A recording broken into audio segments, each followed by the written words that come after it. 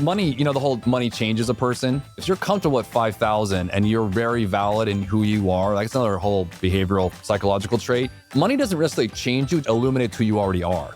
If you're a sad person, more money's not going to fix that. I hate to break it to you, right? If you're a giver, likely you're going to be more of a giver. If you're a spender, you're going to likely be more of a spender. So it's like the whole Diderot effect. Does your relationship with money need a reset? Well, this episode is for you. Welcome to another jam-packed episode of Money You Should Ask. I'm your host, Bob Wheeler, back again to explore the money mindsets driving our financial decisions. Today, I'm thrilled to welcome leading financial advisor, Brad Barrett. With nearly 20 years' experience empowering clients, Brad shares game-changing perspectives on achieving financial freedom by resetting your relationship with money. In this episode, we delve into how our upbringing and early life experiences shape our core money beliefs. Whether it was a parent's job loss or childhood money quarrels, those formative moments mold our mindsets as adults. We also explore the disconnect between wanting wealth, yet judging the rich, and why time is the most precious commodity and how investing buys future time. So let's dive into ways to avoid money stress, find fulfillment beyond dollars, and reboot harmful money mindsets.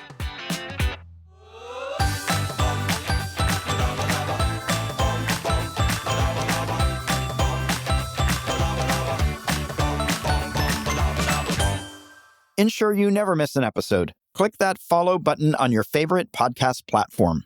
The money mindset reset you need starts now. Let's transform those pesky money patterns holding you back. Brad, thanks for joining us today. Oh, Bob, thanks for having me. I appreciate it. Well, I'm excited about this conversation because I think we're sort of in a similar mindset, and we'll probably be talking about mindset today, but I'm wondering, you've dedicated your career to financial advising. Can you just sort of tell me what inspired this career path for you? Yeah, I think every advisor, anyone worth their salt, probably has their origin story. For me, honestly, Bob, not to get too long-winded on it, but when I was 16, like many people in finances, you got kind of some cathartic event that happens in your life. My dad had worked for a telecommunications company for like 20 years, a couple different variations of it growing. And I was 16 years old and it went bankrupt. We lost everything. Wow. And it was one of those events in life where 16, I got two younger sisters. My dad, who I revered and looked up to, we had to kind of like rearrange some stuff. You just felt it in the family, right? And you're 16, you think you know the world, but I didn't. So I was young and dumb and mad. And I don't know what I did, Bob, but I blacked out, walked into a bank, Washington Mutual, God rest its soul, and just said, hey, I want a job. And somehow they gave a punk sophomore in high school a job, and that was it. Looking back, like two things I wanted to do. One, I wanted to learn about money and just say, look, my dad's too great of a person, raising three kids. I don't want that to happen to me. And then that's when I touched my heart and say, like, this is my purpose. I want to do this for others. And I've been in the financial services ever since. So I'm going on 20 years now. And it's been a wild ride and a great ride.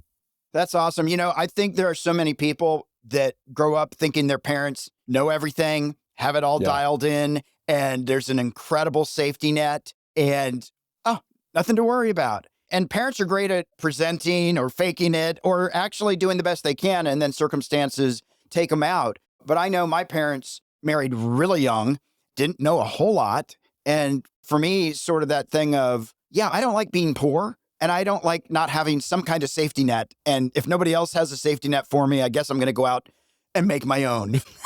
Yeah. A lot of times those things shape you. I'll tell you what, becoming a husband, becoming a father, obviously it even reshapes it even further. You're like, oh, wow, I really don't have it together. So they definitely didn't have it together. Kind of stuff. But it also speaks to a lot of what I talk about. I know what you talk about, which is why I loved coming on here, was like the psychology around something as so profound as money. Like it's kind of a taboo subject matter. Like people in this world would rather talk about sex than money. And it's crazy to me, right? It's like, That's almost like, oh my gosh, let's freely talk about that. But when it comes to money, whoa, like no, man.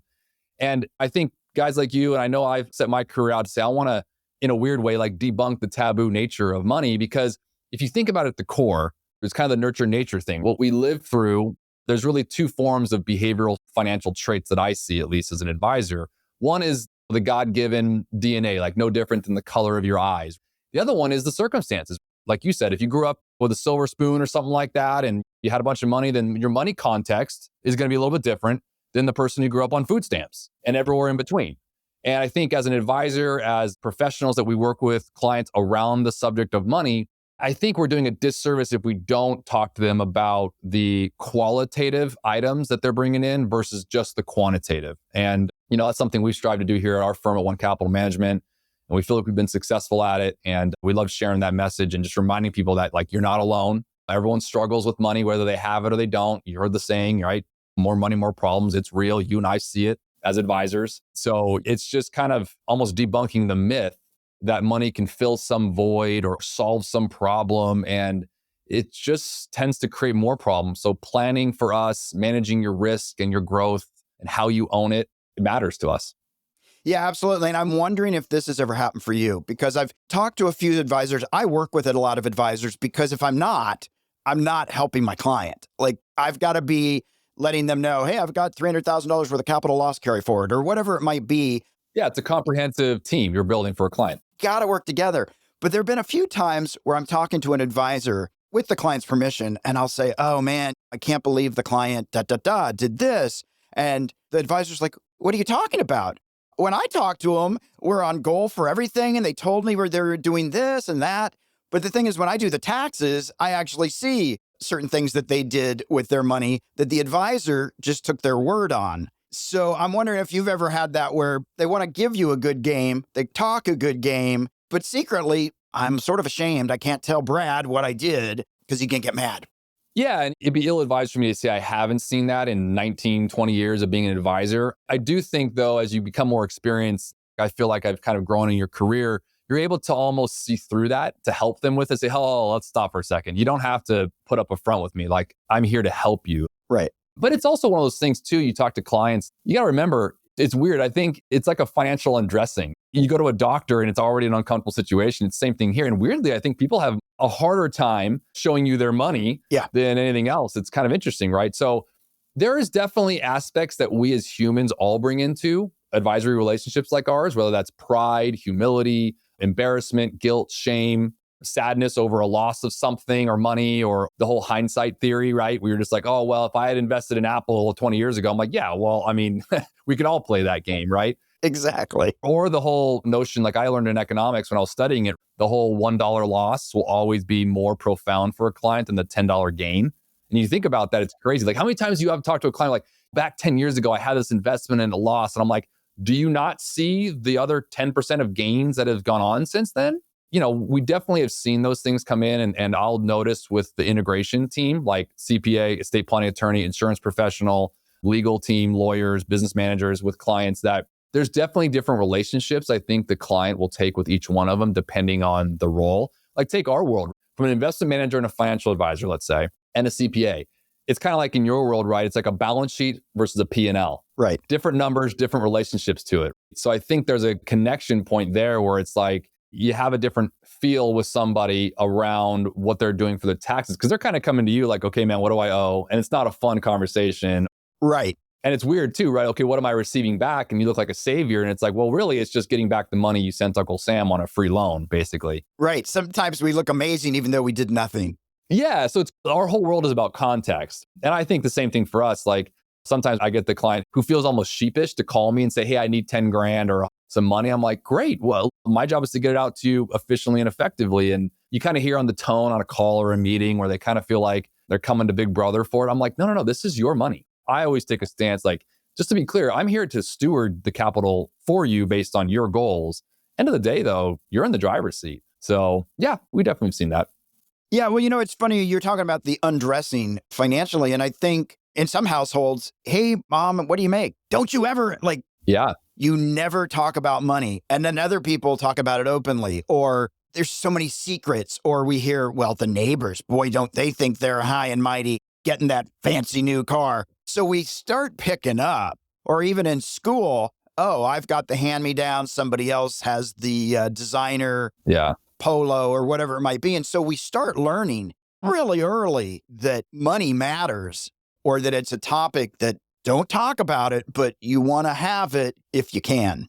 You hit on something I say all the time, and I think this is good for anyone watching or listening here. Like, ask yourself honestly, maybe since the age of 7 or 8, and I'm going to use that as an example because my son, who turns 8 here in a couple months, just recently asks me daily, not like specifically about money, but he's all of a sudden keen to the topic of money. And I'm like, where'd that come from, right? So from the age of 7 or 8, how many days in your life have you gone where you haven't peripherally or directly thought about money? especially if you've been 18 and you're an adult now, right? Past that. I mean, everything from the coffee you bought this morning, you're thinking about it. And everywhere around us with social media and marketing and everything just talks about all these budgeting hacks. And I'm like, I'm sorry, not buying your Starbucks in the morning is not going to necessarily get you to buying your first home. I'm sorry. Yes, it will help, Right. but might be a drop in the bucket. Like there's bigger shifts you got to make. Anyways, that's a whole other, rabbit hole we can go down. But again, even the marketing, there was an ad for a while. If you're using money and not your credit card, you're holding up the line. Yeah. Right? Don't be that guy. And even with my clients, I have a lot of clients, a lot of money. Let's talk estate planning. Oh no. If we start talking about my money when I die, my kids are going to wait for me to die. All they're going to think about is how much money I'm giving them. That's off the table. They're thinking Uncle Vinny's going to show up to the house with a baseball bat in the back or something. It's like, what? No. Yeah, we can talk about it. It's going to be okay. So Yeah. It's really interesting. Let me ask you this, because on your show, Make Your Money Matter, you're aiming to change how people think. What would be the biggest shift of mindset that you try to inspire your listeners to make that adjustment? On our show, we have a few episodes a week that we come out. It was born off of my direct conversations I've had for nearly 2 decades with clients. Everything you would see on our show, like yours, you're coming from a place of experience. So all the topics, I even had one recently on how to talk to your kids about money, which is exactly what you're talking about, right? Yeah. All these things that come up weekly during reviews. And so when I'm out there designing how you think about it, it really comes to the notion of like being careful of getting too down the line of just thinking growth, growth, growth, and the whole crab mentality of stepping over people. It's really kind of like the one saying, right? The one place you can stay in this world for free is your lane. Yeah. And so it's like, just focus on you. Don't look over the fence, see what other person has. Like you mentioned, the guy who, run around with the new Jordans at school when you're in primary school or something like that. Like, yeah, that's good. Good for him, right? If that's a goal of yours, then we want to rethink and reshape your context of money. And that's a word I use all the time. So most of my listeners and my clients are probably like rolling their eyes if they're even listening to this. Like if I say the word context one more time, my wife's probably going to put me in the grave.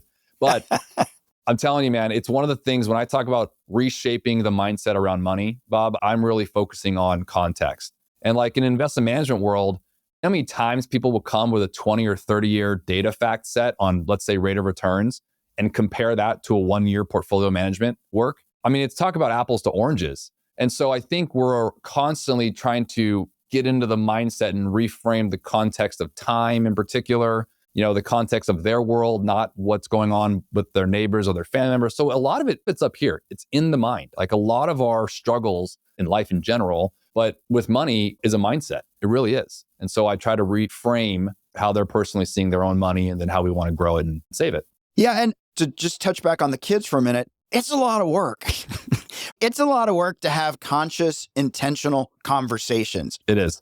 We could shame because I said so, Yeah. or that's stupid, or you're greedy, instead of, so here's the reality. Money doesn't grow on trees, whatever you want to say. But to be able to sit there and say, well, you can have the bike, but then you're not going to get ice cream or a snack after school for the next 6 months, or like explaining trade-offs or taking a piggy bank and making the kid have to fork out some of their money out of the piggy bank and experience the loss, but then experience the purchase instead of I'm going to tell Santa Claus or whatever it might be. And so you're getting coal this year. And it's like, well, wait a minute. It's funny you say that, Bob, because one of the things that we shifted now that my son's kind of talking about it is I brought in the word in my house of earn versus receive. I think for anyone out there who's in that struggle or in that season of life with kids, it's also hard to figure out when the right time is to talk to your kid about or bring it up.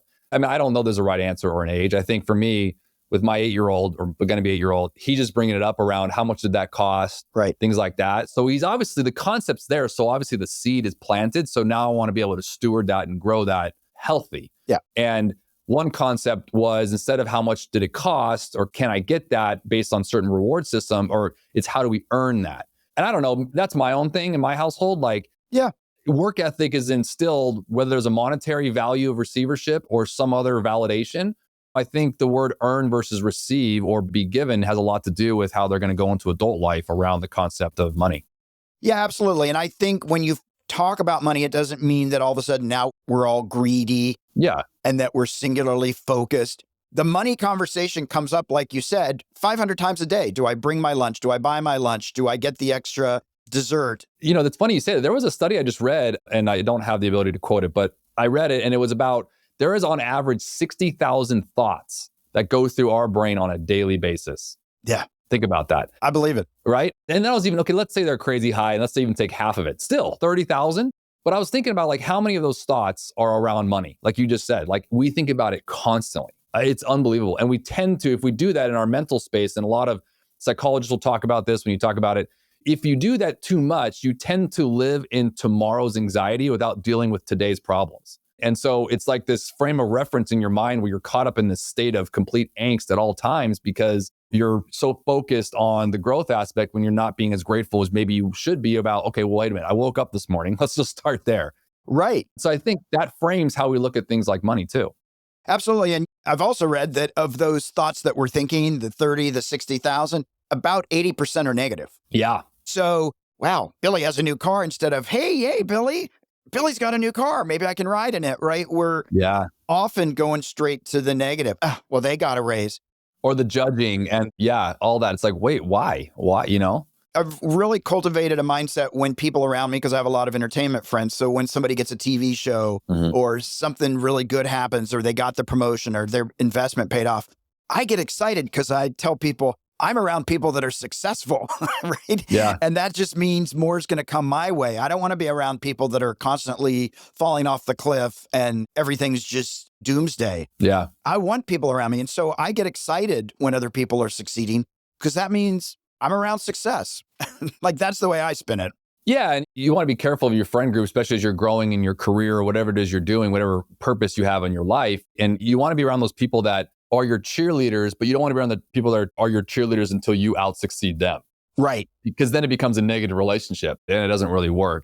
End of the day, right or wrong, when you talk about the concept of money, it's really more about stewarding what you've been given. If you come at it from that lens, you immediately bring the stigma off of you're greedy, you're selfish, things like that. It's like, well, wait a minute. I've been able to build a practice that I'm able to help people. And in return, you receive an economic reward. This is true of any job out there. And so if you bring it from a frame of reference, okay, the real question is not how much you're making, like everyone wants to focus on, okay? It's what are you doing with it? Right. Like that's where my whole philosophy gets born on with our clients is it also brings the sting off of being solely focused on a rate of return, which is one aspect of the what are you doing with it, but are you using it to help your children? Are you using it to help your neighborhood, your community? I mean, there's so many, that can go so many different ways, right? Yeah. And so I just think if you think about it that way, instead of the immediate reaction of like, hey, I want to judge somebody for making $100,000 a year or whatever it is with, well, you know what? I'd rather, if I'm going to be judgy at all, I'd rather say, well, what are they doing with it? I mean, are they going into debt and causing a whole angst and then bring that into the workplace, into your family group? Or are they, minding their own cash flow management and living within their means and all the things that helps create a more happy person? I mean, there is a direct correlation. I will say this, and I'm not a psychologist or a doctor. I don't have any data on this, but I'm coming from anecdotal experience. There is a heavy correlation I have with my clients for those that are living within their means first, have by and large more joy, more happiness. So the whole thing of money can't buy happiness, I tend to agree to an extent of it. Well, it's not how I can buy it, it's how you use it.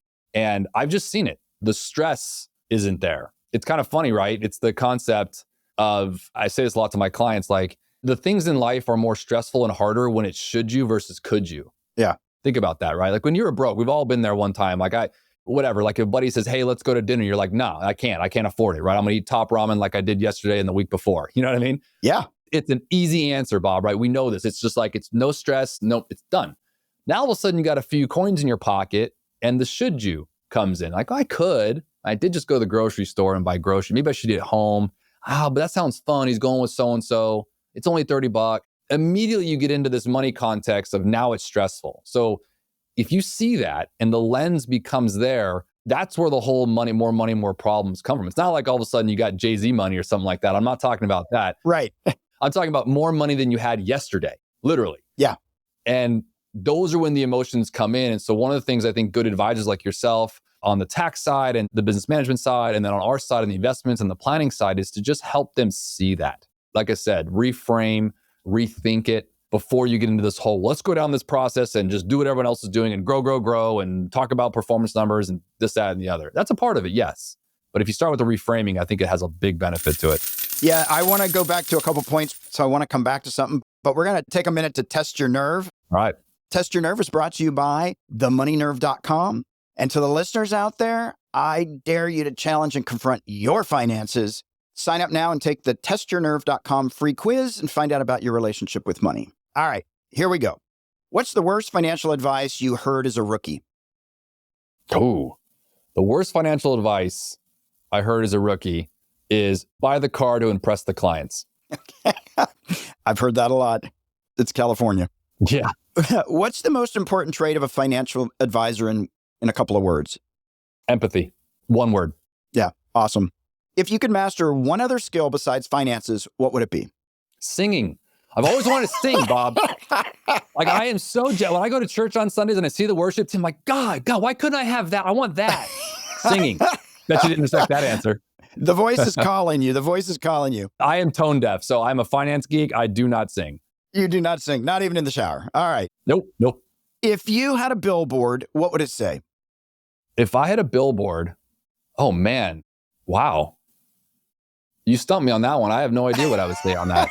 All right, we'll do another one. You got me there. My nerve is not tested on a billboard. You got me there. I'm not sure.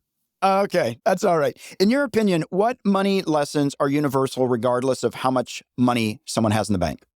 Time. The money lesson of time, I think, is the universal way to look at money, whether you got $1 billion or $1.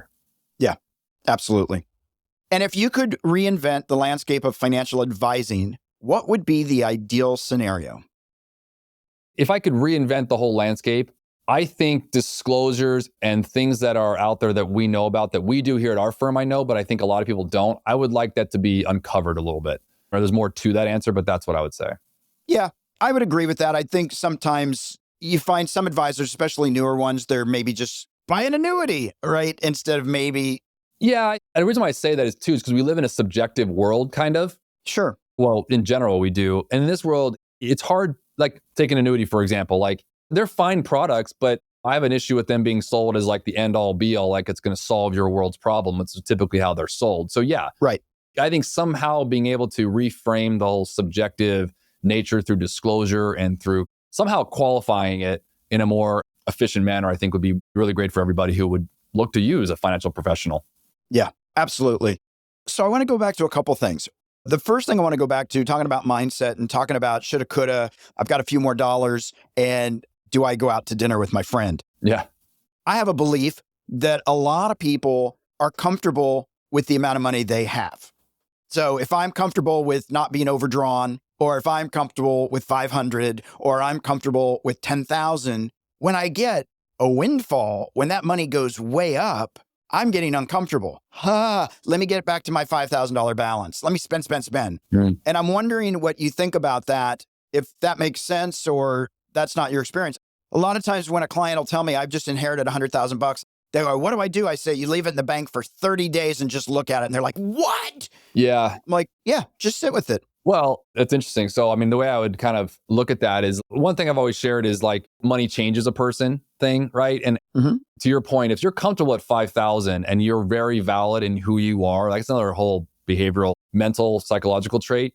Money doesn't necessarily change you. In my mind, it illuminates who you already are. Absolutely. So if you're a sad person, more money is not going to fix that. I hate to break it to you, right? If you're a giver, likely you're going to be more of a giver. If you're a spender, to your example, you're going to likely be more of a spender. So it's like the whole Diderot effect where he, had moved into a house, his couch didn't work, so he just kept expanding. We all do this, by the way. Right. You make a little bit more money and all of a sudden you spend it. A little bit more money, you spend it. It's the burning the hole in your pocket theory. Absolutely. So I agree with you. I think we are all comfortable to an estate until you move the goalpost. Like any goals or reward system in our life since we were kids, it's like, okay, you set a goal, you achieve it, and then you got to kind of move the goalpost. So I think, if you had in your example $5,000 in the bank and then all of a sudden you had an inheritance, I would look back to, I guess I'm trying to add some color to that, is who was the person originally with the 5,000? Like, were they a spender? Were they a giver? Emotionally, were they a joyous person? Naturally, were they kind of more of a sad, whatever? It's just going to illuminate who that person already is. And then in my experience, you're going to see that play out. Absolutely. So in your example, if they're going to spend it or get nervous, I think it's an interesting case study, right? Say, okay, for every client, if you inherited money, the first thing I would say, you have to hold it for 90 days. Like to your point, I would go further than 30. I'd say 90 days. Yeah. And just see how they squirm. Now, obviously, you have no control of that. And squirm is a bad way to say it, but you're really trying to test their angst. And it kind of forces them to re-examine themselves. Like, wait a minute. Have you asked yourself why you feel so energetic about going and spending it like crazy to sit on it? It'd be interesting to figure out who they really are. Well, it's interesting. I have a client in their 80s. They've got about 2 million, pretty liquid money. And I actually said, you must go and spend $20,000 on a remodel on your house, because they're like, well, what if? I'm like, you got plenty. Your money's going to last. Yeah. They're so frugal that I've literally said, if you don't come back with receipts, okay. Just because they're so afraid to actually enjoy their life. Yeah. Because they've accumulated. And I get the hard work that went into it. But again, mindset, context, and all that. So, well, and I think too, you're speaking about generations as well. There's a big segment. Remember, we're only one generation away from the Great Depression. yeah. I have these clients too in their 70s, 80s, and even 90s. They're very different in their money context than a client I have in their 40s. And I really do feel like as an advisors, we have to take, that's why we use that word empathy, of just remembering where they were coming from. We do want to do the good advice and good stewardship, which I totally agree with you on. Say, look, you do need to do the remodel. You're going to get some tax benefits from it. You do have plenty of money to fall back on, so on and so forth. But that's like speaking Spanish to somebody who doesn't speak Spanish, right? Right. And you can do that through trust. Obviously, she has trust in you. That's how we do it as advisors. But I think coming at it from a lens of realizing that they were raised likely an 80-year-old person in an era of, we were still fighting wars. We were still kind of learning ourselves as a country. There's just a lot of stuff going on in the mid 1900s that I think is important to bring in context, especially when it comes to money. Mutual funds weren't even around until the 70s. Credit cards weren't even around. Like, you only paid for things in that generation in what you had in the bank. There was no credit. Yeah. The biggest disservice in some ways. Yeah. I mean, it's like anything. Right. And then there's benefits too. So yeah, it's like technology, right? I mean, you can make all the case in the world how beneficial it is, but also all the stress and angst it's caused as well in this world. So yeah, with anything good comes some bad, and you just got to kind of filter it. Yeah, absolutely. The other thing, and I'll just touch on it real quick. I'm just curious your thoughts on this. So I have a lot of artists and a lot of entertainment creative folks, and there's a lot of, I'm not deserving because I'm following my passion. I'm not obsessed with money, but I run into a lot of people and I'll say, what do you think of rich people? Rich people are greedy. People are this, people are that. Do you want to be rich? Yeah, right? Like, there's a disconnect. We want to have more money, but we have a judgment about what those people are like. So then are we keeping ourselves from getting there so we don't become that, right? We become different people with money, which... A hypocrite. Right, exactly. Yeah. And I definitely agree that money amplifies who you already are. And so having more money or becoming rich, to me, is just more opportunity to be able to help others in need. Yeah. Or to be able to give people a path forward that might not have had it otherwise. Yeah, it doesn't buy happiness necessarily, but it gives you options. There's an old saying, like, it's not about the zeros in your bank accounts. Some people look at that. Some people look at having zero regrets. And neither one is a judging aspect. If someone wanted to grow their wealth, to take care of multi-generational wealth, great, good for them. You should cheer them on. If someone wanted to spend and live for today, because different contexts that they have. Now, I don't believe they should go into debt and cause other issues there, but if they want to spend what they have, and then you know what? That's their prerogative, and we live in a free country still. So let's, let that be. And yeah, I tend to agree with you. I think there's sometimes some hypocrisy of some things. It's always hard, right? It's like an 18, 19-year-old freshman, sophomore in college talking about how they're going to change the world. And we all want that. We've all been there, right? Then they work their first job, get their paycheck. And then, I'm sorry, wait, the government's taking what? Right. So you got to kind of let them live their life and live through it and see the stages of growth that they go in. Because the reality, if you re-examine yourself, you were likely in those stages as well. Yeah. So I agree with you. There's some hypocrisy there, but I think it's just, judgment's a harsh word, but it's an analysis of what someone has that you don't. And it can either create you to be a negative person or it can motivate you. And it's really your choice. Yeah, absolutely. I'm going to pivot a little bit. I'm going to ask you this because I'm curious your take on this. How has the rise of passive income challenged traditional assumptions about active money management? Like, have you seen a difference? And as an advisor, how do you navigate that? Yeah, I think in the past 5 or 10 years in particular, I've noticed, we were talking about this in our pre-production call too, is I think this notion of everybody, this whole side hustle, passive income, by the way, we've always been preaching that, of having multiple revenue channels. Typically it was done back in the day where, okay, do you have a pension? Do you have a social security? Like, those are revenue channels that'll pay for you that you were funding along the way. And then all of a sudden it shifted to this whole real estate. Is like, when someone says passive income, right or wrong, they immediately attach that to real estate. And I'm not right or wrong, no shade there. Right. But what I kind of bring back, say, well, wait a minute, aren't dividends passive income? I mean, aren't yields from fixed income on coupons and bonds passive income? So it really comes down to how we reframe that for clients is just diversifying their desires and their needs. I don't think someone coming out there right away, anecdotally speaking from my experience, someone saying, okay, I'm going to work 5 different side hustles and that's how I'm going to build my wealth. Right. If you look at a lot of the strategies out there from people who've actually made it, they focus their time, energy, and money and resources on one area. And then when that cup overfills, that's when they start investing in things of passive income and other areas. So I think, again, reframing your thought process there and making sure that that TikTok influencer isn't the one giving you your financial advice. Let's just put it that way. Yeah, absolutely. And to something you said earlier about staying in your own lane, like I've done real estate, not my great. Same. I don't enjoy it. Me. You know why I don't enjoy it? I was like, Yeah, it's a tangible asset. Like I've always told people, like you would think differently of the real estate market if it traded every day like the stock market does. Yeah. Think about that. You get still worried about the stock market. We get worried and fear about things that we don't understand. The mind is built that way. We don't like what we don't understand. It's that simple. That's right. So you typically grew up in a house. You maybe have had a place you rented. You're thinking about, okay, I'm the renter. I want to be the landlord one day. So you had this concept of real estate and land, but it's so funny to me because it's like, it's a tangible asset, which basically means you can't just knock on the door and say, hey, I need grocery money today. So it's not liquid, right? Right. If you are the landlord, you got to deal with all the uncertainty of the things breaking down and the person you're the tenant. It is for certain people, but I'm with you, Bob. For certain people. I have a home and I'm blessed to have that, but I do not reinvest. Diversify myself in real estate because it's just not my asset class. It's not my cup of tea, as they say. No, exactly. Put it in a REIT. But yeah, not real estate. You want to have the exposure to that asset class, but do you necessarily need to own it brick and mortar? I don't know. It's for each of us to go through. Yeah, absolutely. And for people out there, yeah, passive income is great, but find something you're comfortable with that doesn't keep you awake at night. Yeah. So that you can sleep soundly instead of going, is my crypto up? Is my, yeah, like whatever it is. Find your comfort. Yeah, well said. But passive income and the investment that it comes from are very different. Again, like your world, it's like a profits and loss statement and a balance sheet. Right. You got to think about that, especially if you're going to go with use leverage. If you're going to use leverage, you can't just trade that thing right then and there. You got to wait 30, 60, 90 days, especially in this market with rising interest rates. That house may not sell right away. You got to be ready for that. You got to be well capitalized for that. Anyways, there's just a lot of thought that should go into that before. You know how many times, to your question, which is a good one, Bob, people coming in, I'm thinking about buying a second property. You know how many times I've heard that in the past 5 years? And internally, and I don't mean to say this, but like I'm kind of like, oh gosh, here we go again. And when we walk through the economics of it, I'm like, let's talk through it. Remember, empathy has to start with an advisor. You can't judge out of the gate. We have to be non-judgmental. And I really feel like I am, even though I'm kind of sitting there going like, why? And I know why. It wasn't his necessarily idea. It was his colleagues, his center of influence around him. It was marketing. It was social media. You and I both know this in the past 5, 10 years, that noise has been more loud than any other time period.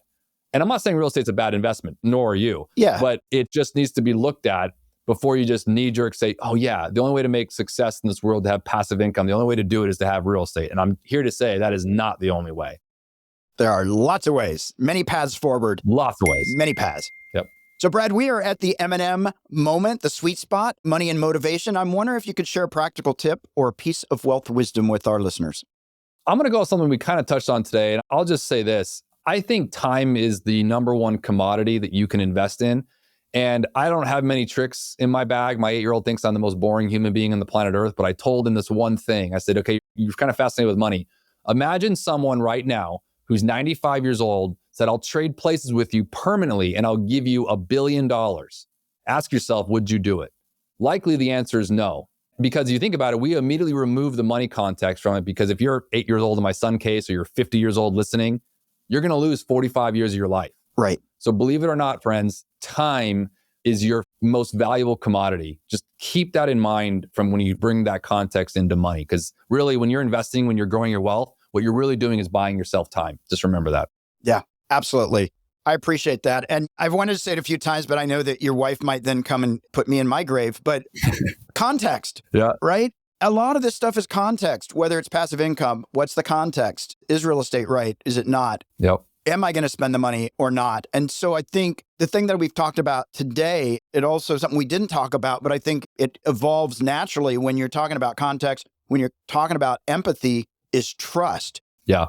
When you're working with a financial advisor, it's got to be somebody that you trust and respect, but trust because money is really private. It is. And again, we'll talk politics and sex and religion, even though we don't want to, but we'd rather do that than talk about money. And so when people can find somebody where there's a safe place to talk shop, talk about their money fears, talk about their money desires without judgment and shame, and just being able to have that space, I think is such an important thing. And I can hear in the way you talk and what you share, the languaging is that it isn't just about let's make you a bunch of money and let's make me a bunch of commissions. Yeah. It's about how are we going to show up in life and how can I help you get there? It is. And you're right. I think if anyone's out there, trust is earned. And as Reagan said, trust but verify. So it's not that you just give blindly. You want to be able to verify as well. Right. Seek counsel, find that person. But there's 3 things you should look for. Credentials, someone who actually cares about bettering themselves for you. By the way, be mindful of the person who has alphabet soup behind their name as well, because maybe they're spending too much time in the books and in the real world. Side point. You want to find experience, someone who's been down that route before. And I think you really want to look for someone who's independent. I think that does matter because at the end of the day, they have no big brother, no bosses, and they're really trying to be there, sit kneecap to kneecap with you and help you. So I think those are 3 keys to look for when it comes to an advisor. And yeah, trust is earned. So you got to make sure that you find that relationship. And then ultimately, your gut tells you a lot. If you like the person, then you can kind of move forward with that. If you're like, oh, that person, you know what I mean? Yeah. That tells you something, and that's okay. You got to kind of go with your gut sometimes. Absolutely. Trust the gut. Lots of times. Trust the gut. Yep. Brad, where can people find you online and social media? Our firm, One Capital Management, you can find us at our website at onecapital.com. One of the better ways to find us as well is through our YouTube channel, which is Make Your Money Matter with Brad Barrett. You can download, subscribe. We have weekly episodes there. And you can follow us at Make Your Money Matter on Facebook and Instagram, as well as LinkedIn. Awesome. Well, we'll put all that in the show notes, but I always love to just hear it spoken out loud. Yeah. So, Brad, I so appreciate you taking the time. I love that you're out there working on people's money mindsets, because for me, it's all about mindset and learning to pivot. We can have it all. Yeah. We're allowed to have all the things that we want, and we just have to be intentional and conscious about it. So thank you so much for joining us today. Thank you for having me on. I appreciate it. Hey there, Money Master. I hope you enjoyed this episode. Did you learn some valuable insights around your relationship with money? Our guests shared some of their financial epiphanies. You might have experienced one too. Don't just sit there with that aha moment. Share it with us and the world by leaving a review on Apple Podcasts or your favorite podcast platform. Or leave a comment on one of our socials at Money You Should Ask. Let's spread the word and help others explore their financial health too. But that's not all. Do you want to live in abundance and build wealth that can sustain you and your family for generations to come? It only takes one thing: the willingness to change the way you think about your money. It's time to test your money nerve and discover what's been holding you back from financial freedom. Take the free quiz now at themoneynerve.com and begin your journey towards a prosperous future.